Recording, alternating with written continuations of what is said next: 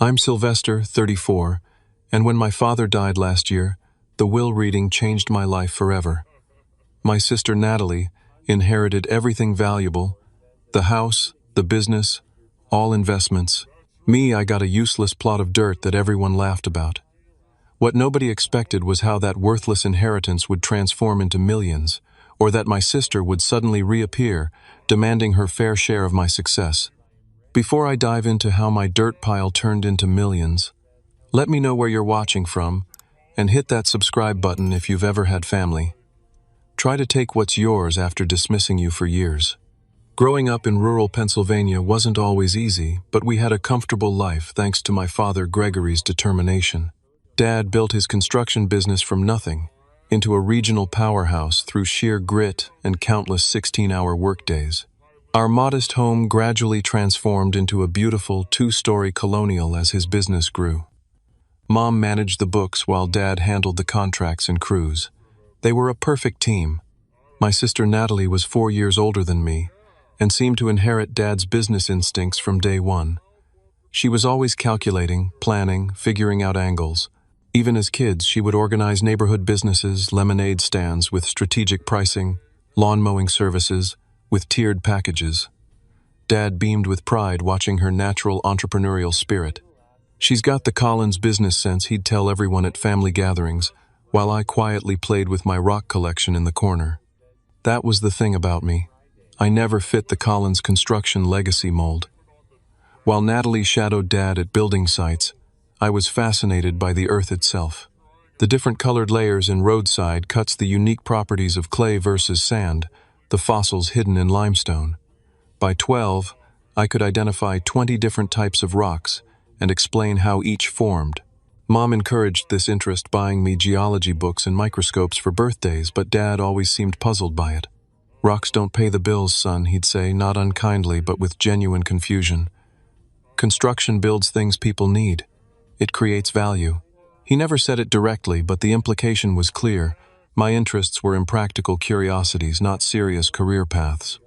The real tension began when I decided to attend Colorado State University for environmental science, instead of the local community college business program Dad had mapped out for me. The night I announced my decision was the first major family argument I remember. "We have a third-generation family business waiting for you," Dad said, his voice rising with frustration. "People in this town would kill for that opportunity. But I don't want to build things, Dad. I want to understand what we're building on," I tried explaining. "Environmental consultants are crucial for sustainable development." "Consultants," he scoffed. "People who tell others what to do instead of doing it themselves." Natalie, 22 and already working full-time in the family business, stood silently behind Dad, a slight smile on her face. She had completed her business degree locally, while living at home, saving money, and cementing her position as the dutiful child. I left for Colorado that August, and something fundamentally changed in our family dynamic. Phone calls became less frequent, holiday visits more strained. I finished my undergraduate degree, and then completed a master's in geological engineering, occasionally sending articles about environmental construction innovations to Dad, hoping to bridge our divide. He rarely responded. Meanwhile, Natalie rose through the company ranks, eventually becoming Chief Operations Officer. When Mom died unexpectedly from a stroke 5 years ago, the distance between Dad and me grew even wider. I flew home for the funeral, of course, but the conversations were superficial. The grief separate rather than shared. What I didn't fully understand until later was how Natalie had been subtly reinforcing my status as the family disappointment. A mutual childhood friend revealed years later that Natalie regularly made comments to Dad about how I abandoned the family and thought I was too good for honest work. When Dad faced health challenges after Mom's death, Natalie was there daily, cementing her role as his sole support system. My environmental consulting career in Denver was satisfying but modest compared to the Collins construction empire.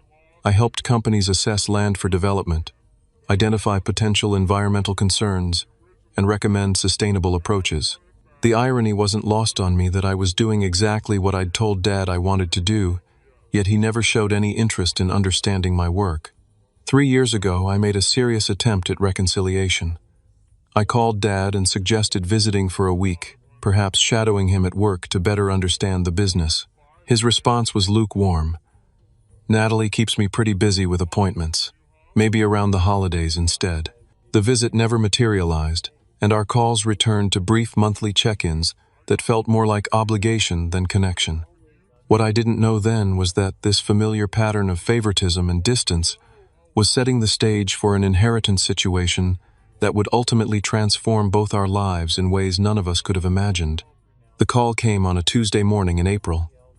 I was preparing for a field assessment when my phone lit up with Natalie's name, something that rarely happened. Dad's in the hospital, pancreatic cancer, stage 4. They're saying weeks, maybe a month. Her voice was clipped factual as if reading a construction spec. I was on a flight to Pennsylvania that afternoon. The 3-hour trip felt like an eternity, my mind racing between regret over lost years and anxiety about what awaited me. By the time the taxi dropped me at Lancaster General Hospital, it was nearly midnight. Dad looked small in the hospital bed, his once powerful frame diminished by illness. Natalie sat in the corner scrolling through her phone. She barely looked up when I entered. "He's been in and out of consciousness," she said. "Don't expect much." For the next 2 weeks, I split my time between the hospital and a nearby hotel. Dad had moments of lucidity, but never enough for the meaningful conversation I craved. Mostly he slept or stared vacantly, while machines beeped around him. Natalie came for scheduled visits, always with paperwork or business calls to make in the hallway. I noticed she had Dad's medical power of attorney and seemed to be making all decisions with minimal consultation. When Dad passed, it was early morning. I had been reading quietly by his bedside while Natalie was at home sleeping. The nurse said sometimes people wait until they're alone to let go. I hoped it wasn't because he felt alone with me. The funeral was well attended, a testament to how many lives Dad had touched through his business and community involvement. Dozens of current and former employees shared stories of his fairness and generosity. Several mentioned how he had given them second chances after personal setbacks, or helped them purchase first homes. I sat in the front row next to Natalie, feeling like an imposter among people who seemed to know a version of my father I had never fully encountered. 3 days after the funeral, we gathered at the office of Marcus Johnson, Dad's attorney for over 20 years. The wood-paneled conference room felt suffocating as we waited. Natalie sat opposite me, composed in a black dress, occasionally checking her watch or phone. Marcus entered with a leather portfolio and a solemn expression. After brief condolences, he got straight to business. As executor of Gregory Collins' estate, I'll now read the last will and testament signed and notarized 6 months ago. He began placing reading glasses on his nose. What followed was a systematic distribution of assets that felt like watching a one-sided tennis match.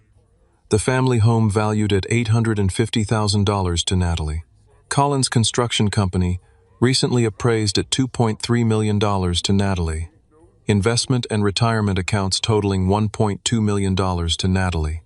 Various personal items, including vehicles, art, and collectibles, primarily to Natalie, with a few specific items to longtime friends. With each bequest, Natalie's expression shifted from appropriate solemnity to poorly concealed satisfaction. I sat perfectly still, feeling a strange detachment, as if watching someone else's family drama unfold. And to my son Sylvester Collins, Marcus finally said, looking at me with an unreadable expression, "I leave my 15-acre property located at 1782 Ridge Road parcel, number 4572319. The conference room fell silent. I knew the property, an overgrown rocky plot Dad had purchased decades ago as a potential development site before discovering it had poor drainage and unstable areas. It had sat unused for years, occasionally mentioned as a tax write-off. "That's it," I heard myself ask, voice hollow. Marcus nodded, seeming uncomfortable. "The assessed value is $42,000, though it's considered undevelopable in its current state." Natalie made a sound between a cough and a laugh. "Well, that seems fair. Dad built something valuable and you chose to dig in dirt for a living. Now you've got plenty to dig in." Marcus shot her a disapproving look before turning back to me. "There is one more item. Your father left this envelope to be given to you privately." He slid a sealed envelope across the table. My name was written in Dad's distinctive block handwriting. "I suggest you read it later," Marcus said quietly. The rest of the meeting passed in a blur of signatures and procedural explanations. Natalie discussed timeline details for transferring the business assets, while I sat silently, the unopened envelope burning a hole in my pocket. As we left the office, Natalie paused on the steps. "Don't look so shocked, Sylvester. You made your choice years ago when you left. Dad needed someone he could count on who understood the value of what he built." Her voice softened slightly. "For what it's worth, he did ask about you sometimes." I couldn't formulate a response that wasn't pure anger, so I simply walked away, the weight of apparent worthlessness pressing on my shoulders. Back in my hotel room, I sat on the edge of the bed, staring at the envelope for nearly an hour, before finally tearing it open, unsure whether to expect explanation, apology, or final disappointment. The letter was a single-page, Dad's handwriting immediately recognizable. Strong, precise capital letters, the same style he used on construction plans. "Sylvester, sometimes what seems worthless to others holds great value. Trust your education. Look beneath the surface." Dad. That was it. No explanation, no emotional farewell, not even a complete sentence, just a cryptic message that felt more like a riddle than a goodbye. I crumpled the paper in frustration, then immediately smoothed it out again, reading the words repeatedly, as if additional meaning might materialize. Was this some kind of test? A final lesson delivered in the same cryptic manner Dad had often used when I was young, or just the vague philosophical musings of a man facing mortality? I nearly tossed the letter in the trash, packed my bags, and booked the next flight back to Colorado. But something stopped me.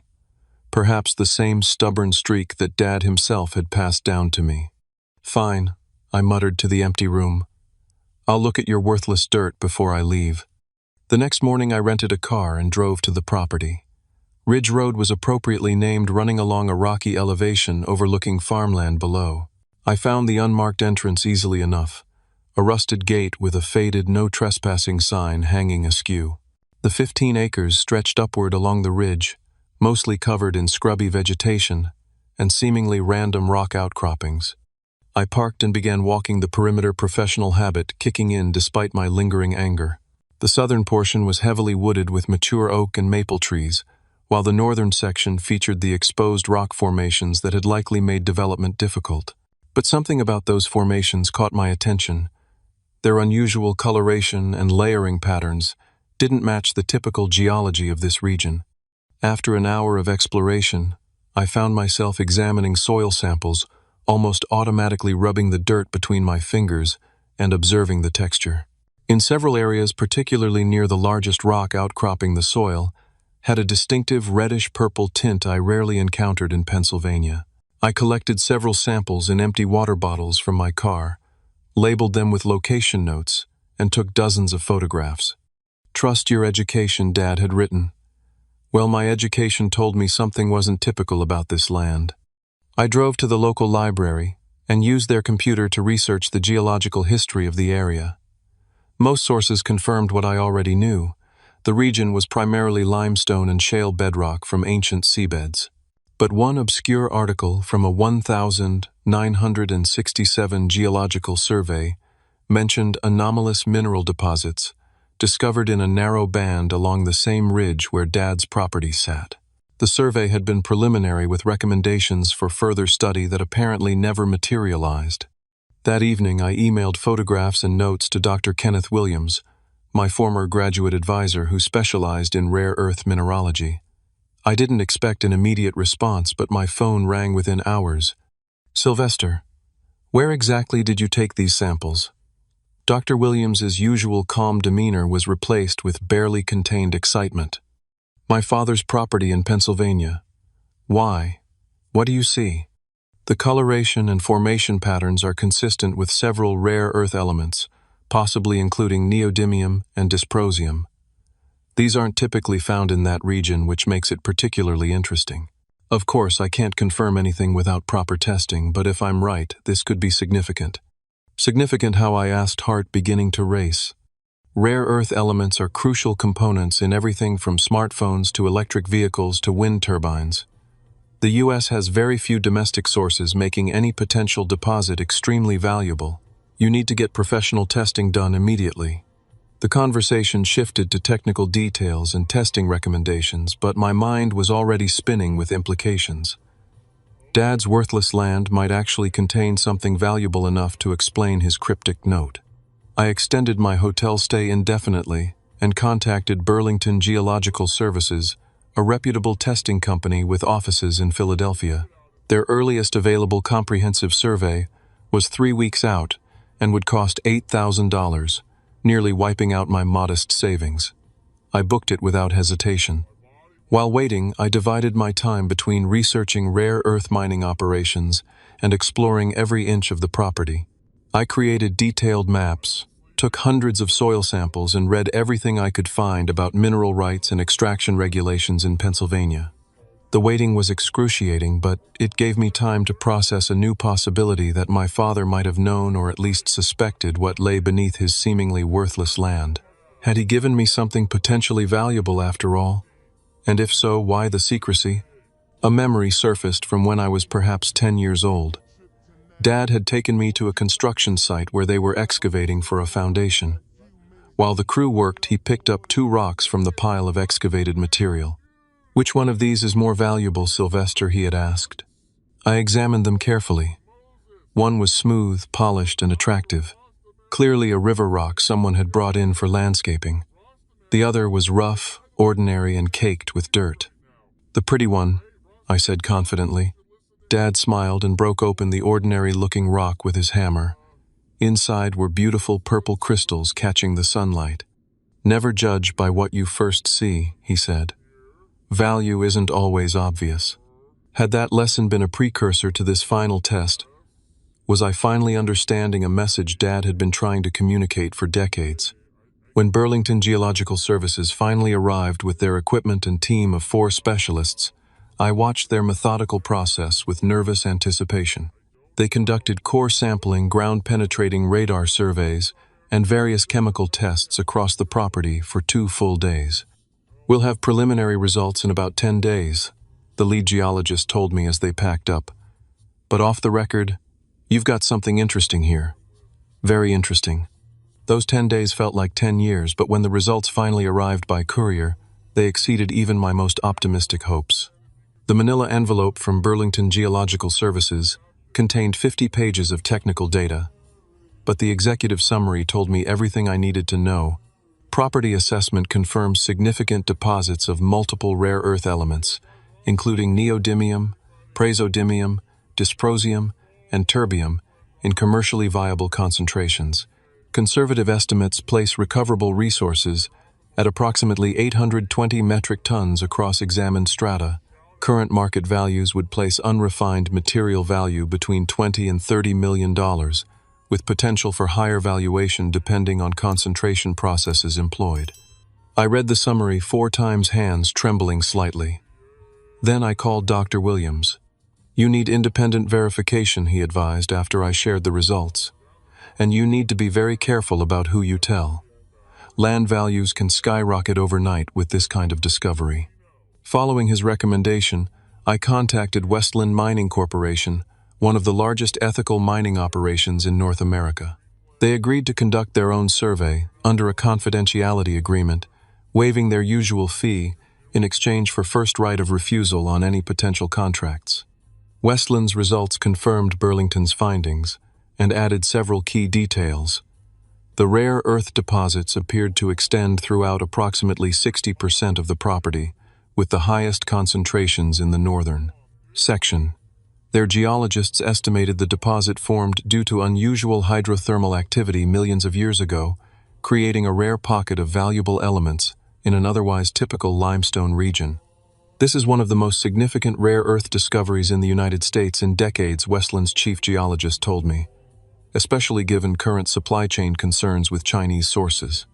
As the magnitude of the discovery sank in, I found myself cycling between elation and confusion.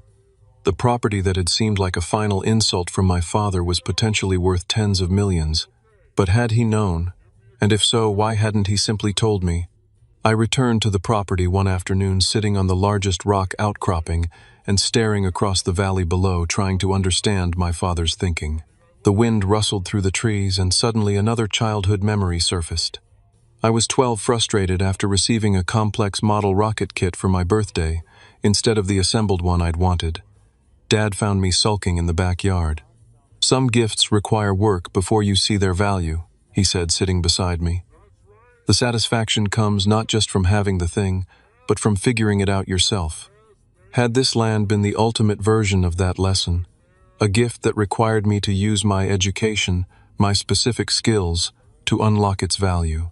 Something Natalie, with all her business acumen, would never have appreciated or investigated.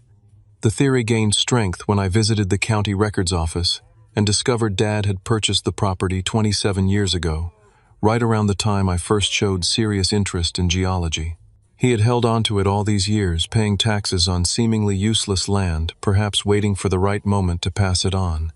With the verification complete, I began receiving offers. Westland proposed an immediate purchase for $12 million. Two other mining companies contacted me with similar figures after somehow learning of the discovery. All were substantial amounts. But my research suggested they represented only a fraction of the land's true potential value if developed correctly. I decided to take a different approach, scheduling a meeting with Elaine Parker, an environmental law specialist in Philadelphia who had extensive experience with mineral rights and sustainable resource development. "These companies are lowballing you," she confirmed after reviewing the geological reports. "But more importantly, an outright sale means losing control of how the land is developed. Given your background, I'm guessing that matters to you." She was right. The thought of my father's property being stripped without environmental safeguards was unacceptable. "What alternatives do I have?" I asked. "Partnership structures, operational leases with strict environmental covenants, or creating your own company to oversee development with contracted expertise," she explained. "Each has different implications for control, profit potential, and long-term responsibility." Over the next week, Elaine helped me explore these options, while news of the discovery began circulating in the local community. I received numerous inquiries, some professional, others less so, and realized I needed to make decisions quickly before speculation complicated matters further. After careful consideration, I decided to establish my own company to maintain maximum control over the development process. With Elaine's guidance, I incorporated Green Earth Minerals, with a mission focusing on responsible resource extraction. The structure would allow me to partner with established mining operations while maintaining oversight of environmental practices and community impact. As preparations moved forward, I occasionally wondered what Natalie would think when she inevitably learned about the discovery. Would she understand Dad's choice? Or would she see it only as assets unfairly distributed? I would have my answer sooner than expected. Back in Colorado, I submitted my resignation and began liquidating my modest investments to fund initial business expenses. My colleagues were shocked by my sudden departure but supportive once I explained the circumstances, though I was careful to downplay the potential value involved. Taking over the family land was my simple explanation. Turns out my geology background might make it more valuable than anyone realized. With Elaine Parker's help, I assembled a team of advisors including a sustainable mining expert, an environmental impact specialist, and a financial strategist with experience in resource development. Together, we created a comprehensive business plan for Green Earth Minerals that emphasized three core principles: minimal environmental disruption, local economic benefit, and long-term sustainability. The financing stage proved surprisingly straightforward once potential partners reviewed the geological data. Several technology manufacturers expressed interest in securing direct supply chains for rare earth elements outside of traditional sources, particularly given increasing geopolitical tensions affecting global markets. After evaluating 7 potential operational partners, I selected Thompson Sustainable Resources, a mid-sized company with an excellent environmental record and innovative extraction techniques that minimized water usage and surface disruption. Their CEO, Daniel Thompson, had a background in both engineering and environmental science, making our priorities naturally aligned. "Most operations would blast and strip this whole ridge," Daniel explained during our site visit. "We'll use targeted extraction focusing on the highest concentration areas, first maintaining most of the surface features and rehabilitating continuously rather than after depletion." The contract negotiations were intense, with Thompson initially pushing for majority control in exchange for covering all development costs. With Elaine's guidance, I held firm on maintaining 51% ownership and ultimate authority over environmental decisions. After 3 weeks of back and forth, we reached an agreement. Thompson would invest $28 million for operational development and receive 49% of profits for 20 years with strict environmental covenants and local hiring requirements. The signing ceremony took place at the property itself, with our teams gathered near the main rock outcropping where I had first noticed the unusual coloration that started this journey. As we finalized the documents, I couldn't help wondering what Dad would think of this moment. While the legal and financial details were being finalized, I focused on community integration. I purchased a modest 3-bedroom home in the nearby town rather than something ostentatious, wanting to establish myself as a committed local resident rather than an absentee owner. I reached out to the township supervisors about our plans, emphasizing the local job creation potential and committing to road improvements affected by increased traffic. When extraction operations began in October, we employed 27 local workers, including several former Collins Construction employees who recognized me from childhood. Their initial skepticism, the boss's son who had abandoned construction for playing in dirt, gradually transformed into respect as they saw our operations' emphasis on safety and environmental care. By December, the first shipments of processed materials were headed to manufacturing facilities, and the initial revenue exceeded projections by nearly 30%. Rare earth prices had increased due to supply chain disruptions in Asia, making our domestic source even more valuable than initially calculated. Throughout this whirlwind of activity, I occasionally heard updates about Natalie through mutual acquaintances. She had taken full control of Collins Construction, but was struggling to maintain client relationships that had been built on Dad's personal reputation. Several key employees had departed, citing management differences, and the company had lost bids on 2 major projects it would previously have secured easily. I considered reaching out, perhaps offering some connections to potential clients through my new business network, but hesitated. Our last interaction at the will reading still stung, and part of me felt she needed to learn her own business lessons without my interference. It was a decision I would soon reconsider. Living back in my hometown was an adjustment after years in Colorado. I found myself rediscovering places from childhood now viewed through adult eyes. Occasionally, I visited Dad's grave, updating him on the business developments, as if he could hear. I never quite managed to articulate the complex mixture of gratitude and lingering hurt I felt, but the one-sided conversations were somehow therapeutic. "You were right about the land," I told the granite headstone on one winter visit. "I just wish we could have talked about it. I have so many questions I'll never get to ask you." The business continued growing steadily through the winter months. By February, Green Earth Minerals was valued at approximately $42 million, with projections to double within 18 months as production increased.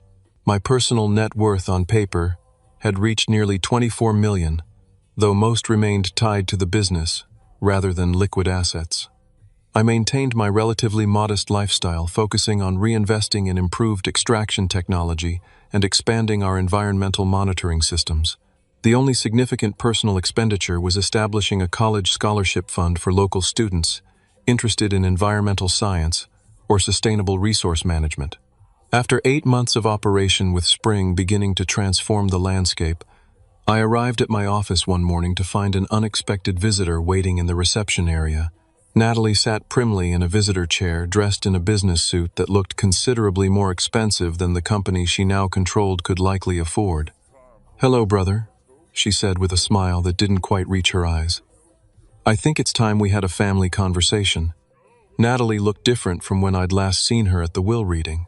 The confident, almost smug expression was replaced with something I couldn't quite identify, a strange mixture of friendliness and calculation that immediately put me on guard. "This is a surprise," I said, leading her into my office. "What brings you by?" She glanced around, taking in the modest furnishings and geological maps lining the walls. "Nice operation you've built here. Word travels in small towns. Very impressive what you've done with Dad's gift." The slight pause before gift carried volumes of unspoken meaning. "Thank you," I responded cautiously. "It's been an unexpected journey." Natalie settled into a chair, crossing her legs and adjusting her designer watch. Family is so important, don't you think? Especially now that it's just the two of us. Dad would want us to support each other. The abrupt shift to familial sentimentality from someone who had mocked my inheritance months earlier triggered immediate suspicion. I agree, family is important. It has been since before Dad died. If she caught my subtle dig, she didn't show it. Instead, she launched into catching up as if we were close siblings who simply hadn't spoken for a few weeks. She asked about my health, my experience moving back to Pennsylvania, even inquired about former colleagues in Colorado she had never met nor shown interest in before. After 20 minutes of this performative reconnection, she finally revealed her purpose.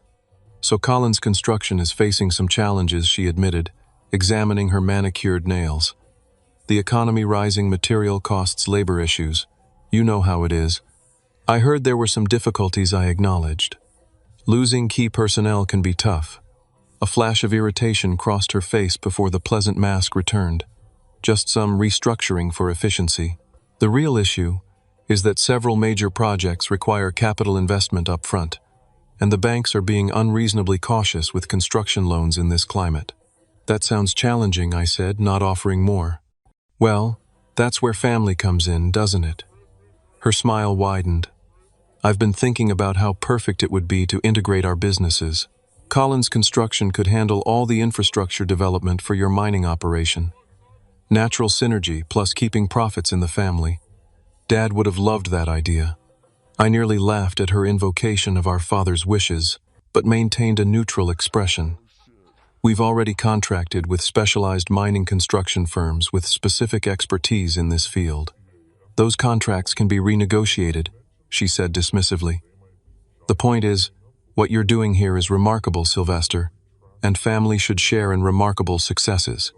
There it was, the real purpose of her visit. What exactly are you proposing, Natalie? She leaned forward, dropping all pretense of casual conversation. A partnership.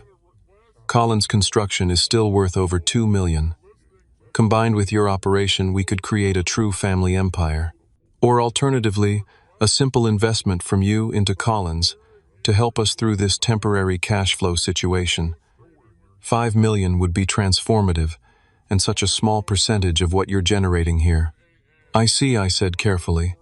And what would I receive in return for this investment? She waved a hand vaguely. We can work out details. The important thing is supporting each other as Dad would have wanted. Dad seemed to have specific ideas about who should receive what, I reminded her. He gave you the established business, and me, an undeveloped property. Don't be disingenuous, she said, her tone sharpening. No one could have predicted this land contained valuable minerals.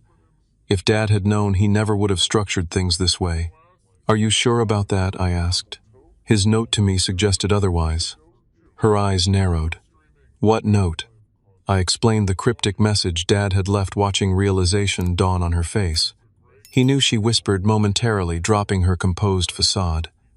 He gave you land worth millions deliberately, while making me think you got nothing. Her voice rose with each word.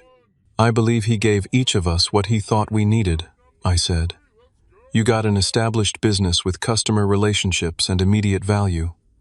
I got land that required my specific knowledge to appreciate. That's convenient rationalization, she snapped, composure fracturing further. The reality is my inheritance is struggling while yours is thriving through pure luck of geological happenstance. I wouldn't call 8 months of intensive work luck, I replied, feeling my own temper rising. And if the construction company is struggling, perhaps that reflects management decisions rather than the inheritance itself. The conversation deteriorated rapidly from there. Natalie's carefully constructed friendliness evaporated, replaced by increasingly direct demands for what she called her fair share of the mineral discovery. We both know Dad wasn't thinking clearly in his final months, she declared. He was medicated, confused. If he truly understood the value distribution, he would have divided everything equally. That's not what his will specified, I reminded her. Wills can be contested, she shot back, especially when there's evidence of undue influence or hidden assets. Are you threatening legal action? I asked incredulously. "I'm suggesting we resolve this as family before attorneys become necessary," she replied, tone suddenly businesslike again. 20% ownership in green earth minerals transferred to me would be reasonable compensation for the disproportionate inheritance division. The audacity was breathtaking. After years of cultivating her position as the favored child, mocking my career choices, and openly gloating about her inheritance, she now wanted a significant portion of what my education and effort had created from Dad's final gift. "I think we're done here," I said, standing up. "I have no intention of transferring ownership to you or investing in Collins Construction. Your business challenges are yours to solve, just as I solved mine." Her face hardened as she gathered her purse. "You always were selfish, Sylvester, always thinking you were too good for the family business, too special to get your hands dirty with real work. Now you're too important to help your own sister." "That's a fascinating rewriting of history," I replied, holding the door open, "especially coming from someone who called my inheritance worthless dirt a few months ago." At the threshold, she turned back, expression cold. "Dad would be ashamed of your greed. My attorney will be contacting yours. Family should have shared in this discovery. And if you won't do the right thing voluntarily, there are legal remedies for unjust enrichment and hidden assets in estate settlements. Do what you feel you must," I replied calmly. After she left, I sat at my desk for nearly an hour, emotions cycling between anger, hurt, and oddly pity. The sister I remembered from earliest childhood, before competition for Dad's approval had soured our relationship, seemed completely gone, replaced by someone consumed by entitlement and resentment. Later that day, I called Marcus Johnson to warn him about Natalie's threats and inquire about their legal validity. "The will is solid," he assured me. "Your father was of sound mind, had a complete medical evaluation just before signing, and was very specific about his wishes. As for the mineral discovery that happened after the estate was settled based on your expertise, exactly as your father anticipated." "So there's no real legal threat?" I asked. "I didn't say that," Marcus cautioned. "Anyone can file a lawsuit, merit notwithstanding. It would likely be dismissed eventually, but could tie you up in expensive litigation for years, creating public records of your business operations and potentially complicating your partnerships. So even a meritless case could cause problems," I summarized. "Unfortunately, yes. Legal vindication sometimes comes at substantial practical cost." I thanked him and hung up, troubled by the implications. The rational business decision might be to offer Natalie some settlement just to avoid the distraction and potential complications of a legal battle, regardless of its merit. But something in me rebelled at the thought of rewarding her threats and entitlement. As darkness fell outside my office window, I found myself staring at Dad's letter again, wondering what guidance he would offer in this situation. The phrase "look beneath the surface" took on new meaning, perhaps applying not just to the land's hidden value, but to finding deeper solutions to the conflict now emerging. With that thought, an idea began forming, one that honored both Dad's legacy and my own values, while potentially addressing the family rift in an unexpected way. The certified letter from Bradford Winters and Associates arrived exactly as Marcus had predicted. The legal language was dense, but the message clear. Natalie was demanding equitable redistribution of concealed assets from our father's estate, claiming he lacked full knowledge of the property's value and that I had somehow concealed information during probate proceedings. Marcus called minutes after I notified him about receiving the letter. "This is thin legal reasoning," he assured me. "But as I mentioned, even weak cases can create headaches. How do you want to proceed?" "I need some time to think," I told him.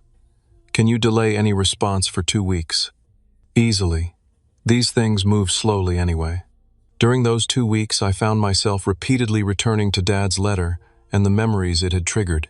One evening, sitting on my back porch watching the sunset, I unfolded the worn paper and studied those few words again. Sometimes what seems worthless to others holds great value. Trust your education. Look beneath the surface. What struck me now wasn't just the guidance about the land's hidden minerals, but the broader philosophy those words represented. Dad had built his business not just to accumulate wealth, but to create something of lasting value for the community, jobs, infrastructure opportunities for others. The stories at his funeral had made that clear. Was I honoring that legacy by simply growing my own wealth? even if more responsibly than Natalie was managing hers. Or was there something deeper I could do with this unexpected fortune? The next morning, I called Mayor Jacobson and scheduled a meeting to discuss a community development initiative. 2 days later, I met with the local community college president about educational partnerships. By week's end, I had assembled an informal advisory group of community leaders to help shape an idea that had crystallized in my mind. When the 2-week period elapsed, instead of responding to the legal threat, I sent out invitations to a special town hall meeting to announce the formation of the Gregory Collins Community Development Fund, named in honor of my safe father. The meeting was scheduled for the community center on a Thursday evening. As people filed in, local business owners, teachers, former Collins construction employees, and curious residents, I noticed Natalie slipping into the back row, clearly wondering what I was planning. Standing at the podium, I felt an unexpected calm despite my sister's presence. My father believed in building things that last. I began. Not just structures, but opportunities, communities, and futures. When he left me what seemed like worthless land, he included a note saying, "Sometimes what seems worthless to others holds great value." He knew I would need to use my education to discover what he had suspected might be there. I explained the rare earth element discovery in simplified terms and outlined how Green Earth Minerals was developing the resource with environmental safeguards. But the most valuable thing my father gave me wasn't the land or its minerals, I continued. It was the understanding that true wealth comes from what you create for others, not just what you accumulate for yourself. With that introduction, I announced the establishment of the Gregory Collins Community Development Fund, which would receive 30% of all Green Earth Minerals profits in perpetuity. The fund would support 3 primary initiatives: college scholarships for local students pursuing environmental or construction trades, conservation projects to protect the region's natural resources, and small business development, grants focusing on sustainable local enterprises. The first scholarship I announced, looking directly at where Natalie sat, will be the Jason Collins Memorial Scholarship, named for my nephew to support students combining business and environmental studies. I saw Natalie's hand fly to her mouth. Her 12-year-old son's name being honored clearly caught her completely off guard. After the presentation and extensive Q&A with community members, the crowd gradually dispersed into small conversation groups. I was speaking with the high school principal when I felt a tap on my shoulder. Natalie stood there, expression unreadable. "We need to talk, privately." We stepped outside into the cool evening air, walking silently to a bench near the community center entrance. "Why did you do that?" "Name a scholarship after Jason," she asked, voice unnaturally controlled. "Because he's family, and because from what I've heard he's showing interest in both business and science. Dad would have appreciated that combination." She stared at the parking lot for a long moment. "This whole community fund thing, is it just to make me look bad for pursuing my legal claim?" "It has nothing to do with your claim," I answered honestly. "It's about honoring what Dad built and what he valued. The legal threats just prompted me to think more deeply about what I should be doing with this inheritance." 30% is a lot to give away," she observed. "It's not giving away. It's investing in the community that supported our family for generations." Another long silence fell between us before she spoke again. "Collins Construction is in serious trouble," she admitted, voice barely audible. "I've had to mortgage the house, and the investment accounts are nearly depleted. 3 major clients canceled projects last month."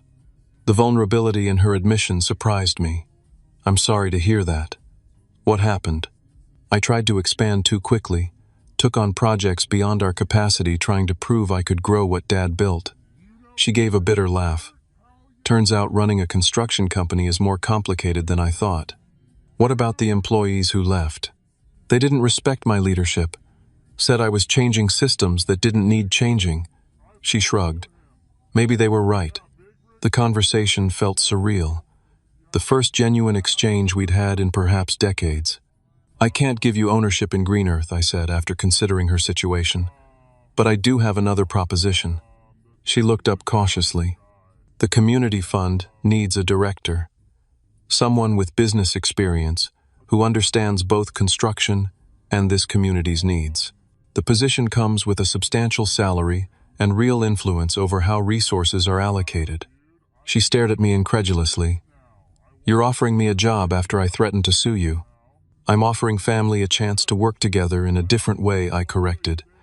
But it would require dropping the legal claims and committing to the fund's mission, not just seeing it as a paycheck. I don't need charity, she said stiffly. It's not charity. It's recognition that you have skills this initiative needs. But it's also not a blank check or a bailout for Collins Construction. That business succeeds or fails on its own merits. Natalie stood abruptly. I need to think. And talk to my attorney. Take whatever time you need, I replied. The offer remains open regardless. For 3 weeks, I heard nothing. The certified letters from her attorney stopped, but no communication came in their place. I proceeded with establishing the fund's legal structure and initial grant programs, leaving the director position unfilled. Then one Sunday morning, a text message appeared. Coffee at Miller's Cafe, 10 a.m. Natalie was already seated when I arrived, 2 cups of coffee on the table. I fired my attorney, she began without preamble, and I've decided to file for Chapter 11 reorganization for Collins Construction. Trying to save it was destroying everything else, including my relationship with Jason. I'm sorry, I said sincerely. She shook her head. Don't be. It's the first honest decision I've made in years. Dad built something great, but I was trying to preserve it for the wrong reasons. Pride competition with you, fear of failing the golden child role I'd created. The self-awareness surprised me. What will you do now? That depends, she said, meeting my eyes directly. Is the fund director position still available? And more importantly, could you actually work with me after everything that's happened? The position is available, I confirmed. As for working together, I think Dad would expect us to at least try. A ghost of a smile crossed her face. He always did like difficult challenges. 2 months later, Natalie sold what remained of Collins Construction to a larger regional firm that retained most of the employees. She moved into a modest house near mine and threw herself into developing the community fund with surprising passion and skill. Our working relationship remained professional and sometimes strained, but over time small moments of genuine connection emerged. She brought valuable insights about community needs that my more scientific perspective sometimes missed, and her business network proved essential for launching several initiatives. By the 1-year anniversary of Green Earth Minerals' operation, the Gregory Collins Community Development Fund had awarded 15 scholarships, funded 3 conservation projects, and provided startup grants to 7 local businesses focusing on sustainable practices. Jason, Natalie's son, had become a regular visitor to the mining operation, fascinated by both the business logistics and the geology. Standing at the observation point overlooking the carefully managed extraction area one evening, I reflected on the unexpected journey of the past 18 months. The worthless dirt that was supposed to be my disappointing inheritance had transformed not just my financial situation, but my understanding of what Dad had been trying to teach me all along. Value isn't just what something is worth in dollars. Sometimes it's the potential that only becomes apparent when you apply the right knowledge. Sometimes it's the opportunity to create something meaningful that outlasts you. And sometimes it's the chance to rebuild connections you thought were permanently broken. My phone buzzed with a text from Natalie Community Center meeting in 20 minutes. Bring the scholarship proposals. I smiled, pocketing the phone, and taking one last look at the property that had changed everything. Dad's cryptic message had been right in more ways than he could have possibly imagined.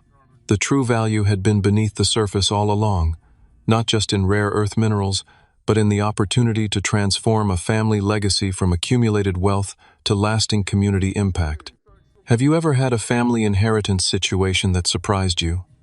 Maybe not millions in rare earth minerals, but something unexpected. Drop a comment below sharing your experience.